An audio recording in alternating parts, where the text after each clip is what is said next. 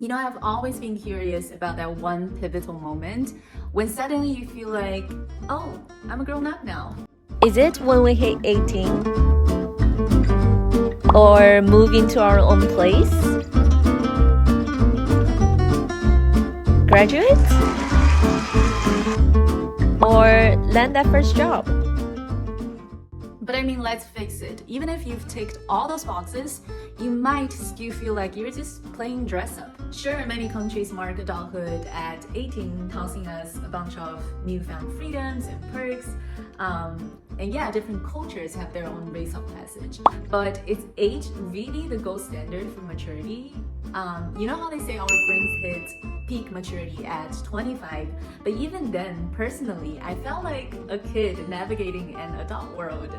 And for the longest time, I waited for that grand epiphany of adulthood until this year when I turned 27. And you know, it hit me. I feel like a grown woman now, and it's actually all about your mindset. It's the way you think that, you know, shapes your actions, which morph into habits. And those habits, they are the secret sauce that make you feel more alive and in charge. And my secret sauce has 5 main ingredients in it that I want to share with you today. First off, let's talk cash flow. 3 years back, fresh out of college and landing in China, I was clueless, surviving on a single paycheck, barely enough for basics, let alone financial security. Fast forward to now, I've got 4 different income streams flowing. There's my main hustle in art licensing, my side gig managing my personal IP, also tutoring English on the side, and a handful of side hustles cooking with my friends. So looking back, I realized I was onto something. And you know what fueled this journey? There are 2 key mindsets. 1, leveraging those weak ties you have. You know those people you meet at random events? Turns out, if you are brave and genuine enough to have a conversation with them and ask for advice, you might just land yourself a career angel and even a true friend. Second, embracing the art of taking the losses. Sometimes going above and beyond on a task, even if it's not your job, could pay off in ways you've never imagined. Next up, let's talk chosen family. Growing up isn't just about knowing who you are, it's also about who you want to surround yourself with.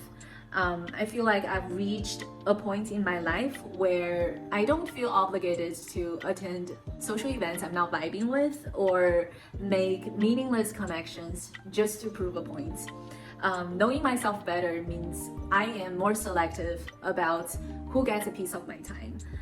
My friends, they hold such a special place in my heart as dear as family, and the love and support we share, it's such a nurturing force bringing us closer together, and together we're just better, stronger people, and happier. Yeah.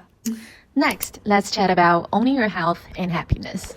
I cannot pinpoint the exact date it happened, but I suddenly found myself diving into books and videos, Learning how to whip up meals that nourish my body and soul. Now I've got my signature dishes down pat and can whip up a storm using whatever's in the fridge. And guess what? I've even started dabbling in some exercise routines despite not being the sportiest gal around. I'm sure you could tell. Cleaning my space has become therapeutic too. Yep, being proactive on my health and happiness is my thing these days. Hey, do you guys still remember those carefree days in college when we could eat our fill without worrying about anyone else? Liberating, huh? But as time goes on, we grow up. Not only do we have more things to handle now, but they also become much more complex than before. Our parents and grandparents who wants to care of us are getting older. However, I feel like being able to tackle complicated matters one by one and becoming a pillar of support for my family when they encounter troubles is something that brings me immense happiness nowadays. Especially over the past year, I've noticed that whatever happens to me, whether good or bad, I see them as opportunities to refine my character. For example, when good things happen, I stay humble and composed. when bad things happen to me, even if someone wrongs me, I take it as a test of my character. So it's always about myself, it's never about anybody else. And because of that, I've happily discovered that I've become a more patient, communicative, and open-minded person.